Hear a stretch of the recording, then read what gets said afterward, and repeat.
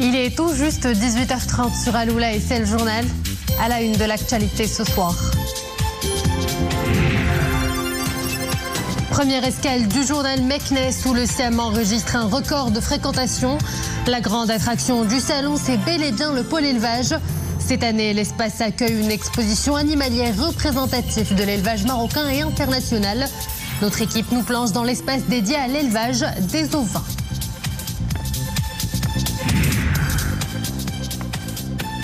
La 6e édition du Salon international d'optique et d'optométrie à Rabat.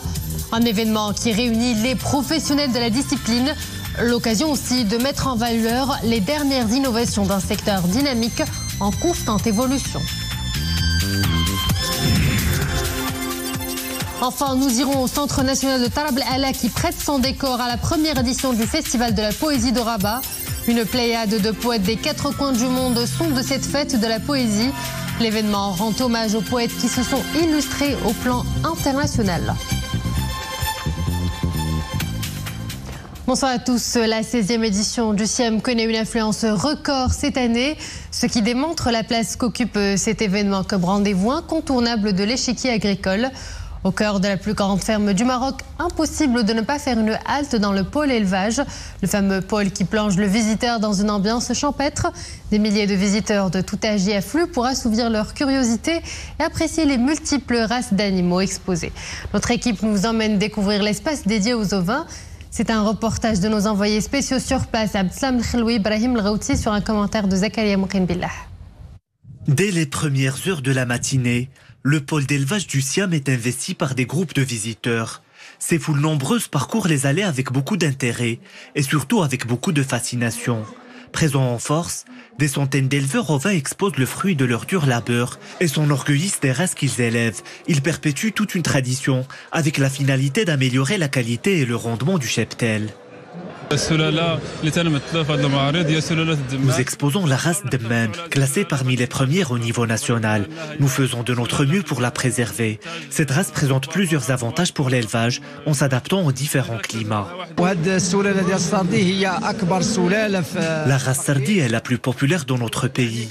Originaire de Bni Meskine, cette race est une fierté pour la province de Stade en général.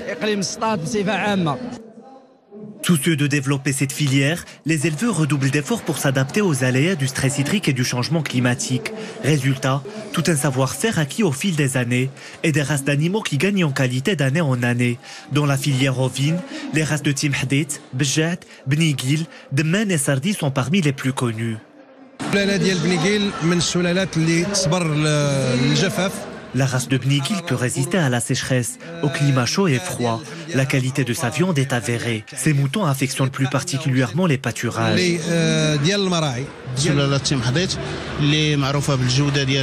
La race de Timhdit est réputée pour sa qualité et sa résistance. Elle s'épanouit dans les montagnes du Moyen Atlas. La filière ovine, c'est près de 90% du cheptel national, une richesse qui représente plus de 18 millions de têtes, d'où tout l'intérêt qui lui est accordé au Siam. Rabat accueille la 6e édition du Salon international d'optique et d'optométrie au Maroc. 4 jours durant, fabricants, distributeurs nationaux et agents se réunissent pour échanger et surtout pour présenter au public les dernières innovations du secteur. Abir Melouki, Mohamed Touanina et Iman Ablou. C'est l'événement phare dans le domaine de l'optique et de l'optométrie au Maroc. Cette 6e édition réunit des fabricants, des distributeurs nationaux et autres professionnels pour présenter les nouvelles tendances, collections et innovations.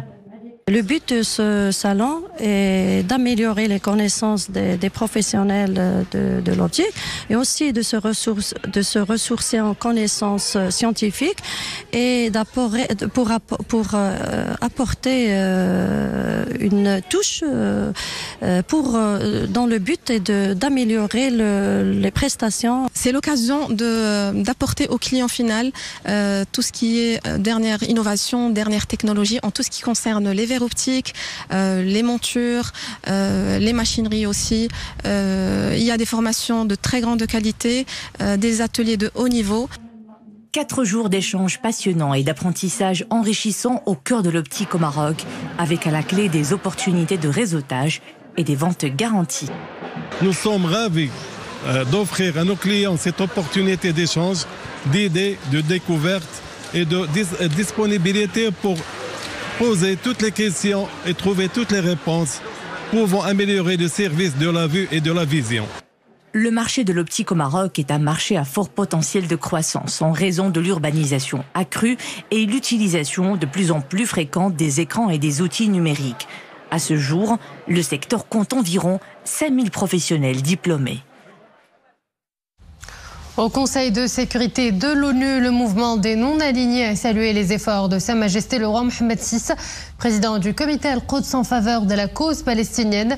Déclaration faite par la délégation permanente de l'Ouganda aux Nations Unies, présidente du bureau du corps de coordination du mouvement.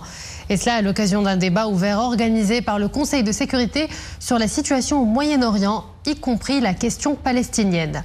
Cette reconnaissance de la part du mouvement des non-alignés se veut une appréciation sans embâche du leadership de Sa Majesté le Roi en tant que président du comité Al-Quds et des efforts inlassables du souverain sur la scène internationale en vue de soutenir la cause palestinienne, préserver le statut spécifique de la ville sainte et assister les populations maqdissi. Et toujours en relation avec la situation en Palestine, sur le terrain, 2 Palestiniens ont été tués dans la nuit par des soldats israéliens près d'une base militaire à l'entrée de Jénine. C'est ce que l'on apprend de sources de l'agence de presse officielle palestinienne Wafa, qui ajoute que 2 autres jeunes hommes avaient été blessés. De son côté, l'armée israélienne affirme que ses soldats ont répliqué à des tirs. Et la situation en Palestine et plus particulièrement dans la bande de Gaza préoccupe de plus en plus l'opinion publique mondiale. Aux États-Unis, plus précisément à Washington, des dizaines de milliers de personnes ont manifesté aujourd'hui contre les attaques israéliennes visant la bande de Gaza. Il s'agit d'une marche organisée pour une Palestine libre. Il a vu les pro-palestiniens affluer sur la Freedom Plaza avant de se diriger vers la Maison-Blanche. Les manifestants qui portaient des drapeaux palestiniens ont exigé un cessez-le-feu et la fin de l'aide américaine à Israël.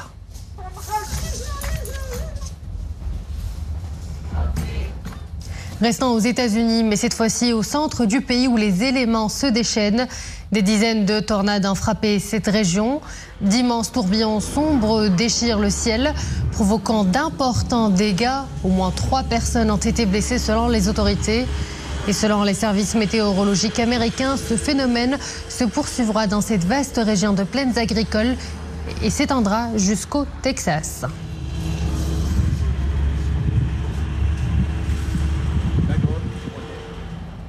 Et chez nous, il a plu ce matin dans plusieurs régions du royaume.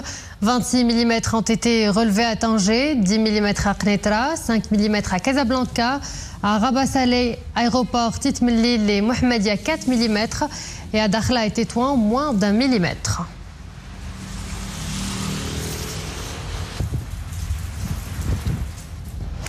Parlons sport avec une belle initiative qui vise à dénicher des jeunes prodiges du football âgés de moins de 14 ans, garçons et filles. Je vous parle du programme Football Talents Mawahib Kourawia, une sorte de télé-réalité que vous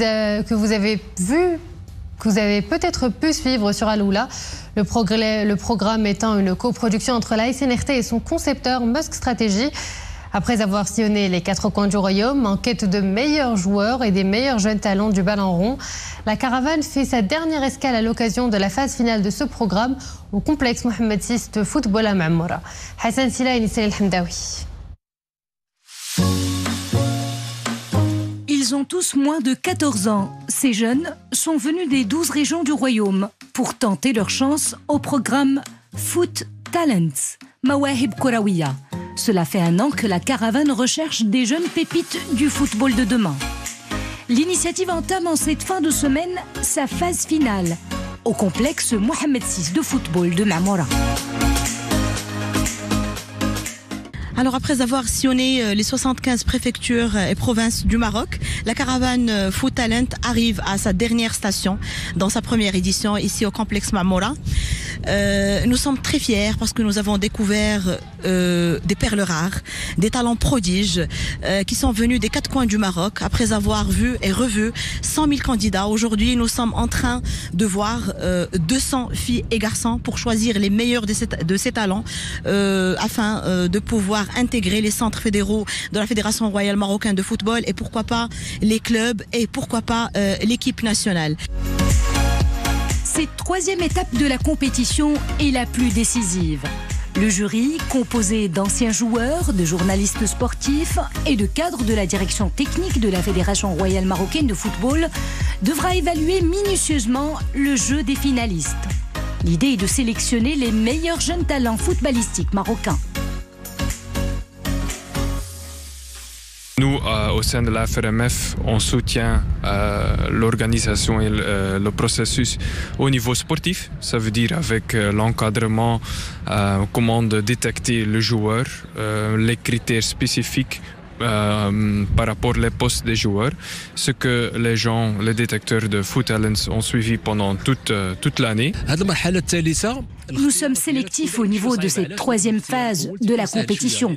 Au cours de la première étape, on a pu facilement distinguer les joueurs talentueux des amateurs désireux simplement participer à l'événement.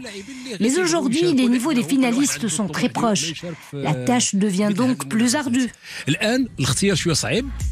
La caravane Foot Talents est une opportunité en or pour faire éclore les talents cachés. Elle a permis aux enfants passionnés du ballon rond de faire montre de leur capacité footballistique sur le terrain. Je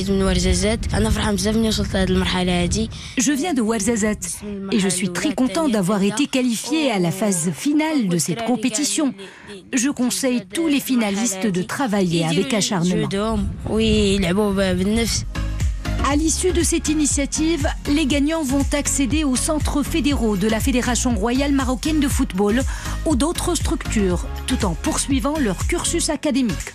Objectif, permettre à ces jeunes talents de s'illustrer dans les années à venir comme des stars du football marocain et de briller sur les scènes nationales et pourquoi pas internationales. De la culture à présent avec le Festival international de poésie à Rabat qui se tient au Centre national de Tarab El Hala. L'événement est organisé simultanément dans plusieurs villes. Il rassemble une pléiade de poètes et chercheurs et de critiques littéraires venus des 4 coins du monde. Les poètes présents ont fait découvrir au public leur dernier recueil et des hommages ont été rendus aux grands poètes qui se sont illustrés au niveau international. C'est un reportage de Abdelrahim Belcheikhi, Saïd Ijassi et le commentaire est de Zakaria Moukhelbillah. Avec leurs textes déclamés avec ferveur dans différentes langues, ces poètes célèbrent la beauté du vers bien choisi. Par cet art, ils appellent au dialogue entre les cultures. Issus de 26 pays et de 5 continents, leurs textes chantent l'amour, l'harmonie et la tolérance.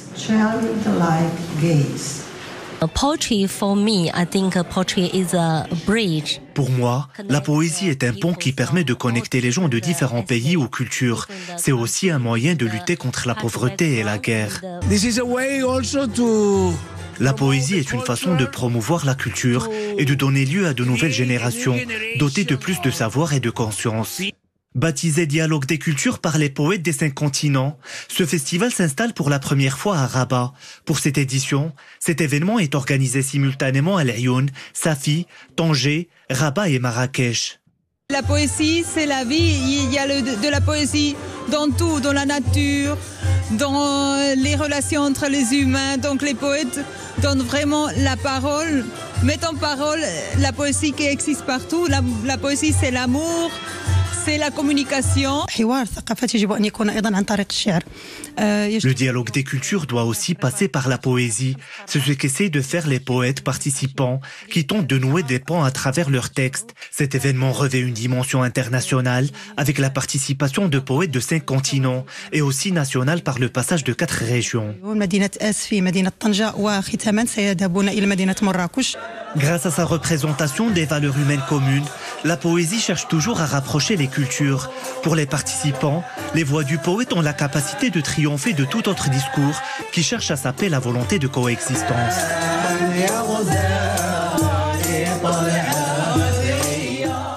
Avant de nous quitter, prenons la direction du sud du Grand Atlas, précisément Ouarzazate, où prend place une rencontre musicale exceptionnelle car il s'agit d'un concert qui fusionne le gospel à la musique gnawa.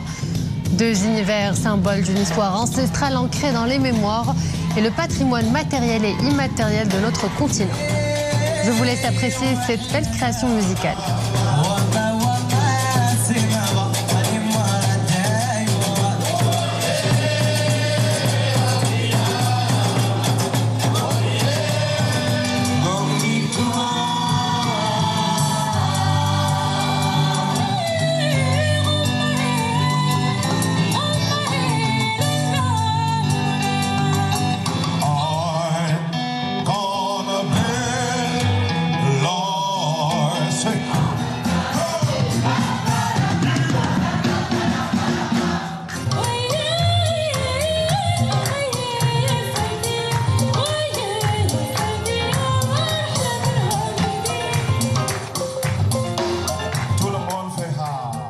Et voilà, c'est la fin de cette édition. Merci à vous de l'avoir suivi. Excellent, c'était le programme sur Oula.